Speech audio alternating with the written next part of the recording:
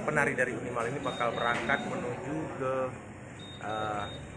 ibu kotanya Perth di bagian barat Australia, dan mereka ini semuanya telah siap dengan perlengkapannya seperti paspor dan kelengkapan lain. Dokumen-dokumen sudah siap, tinggal berangkat dari sini menuju Banda Aceh, dari Banda Aceh langsung ke Kuala Lumpur dan menuju ke ibu kota Perth.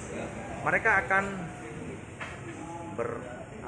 menghibur warga Perth dengan tariannya yang begitu baik setelah mempelajari selama 3 bulan di sini.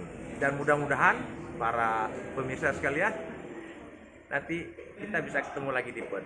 Iya, selain diundang juga kita menawarkan untuk kita ikut berkompetisi dengan sejumlah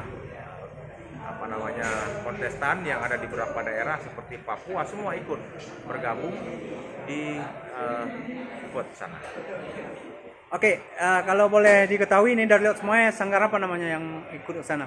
Ya, kita ini dari Unimal dan juga ada namanya grup band Dingko yang selama ini mungkin Anda sudah kenal, mungkin hanya dari YouTube. Mungkin ke depan Anda lebih mengenal Dingko Band yang sering tampil di Australia dan beberapa negara lain. Dan saat ini mereka sudah merilis sejumlah album yang cukup ternama. Kalau ada nanti pemeriksaan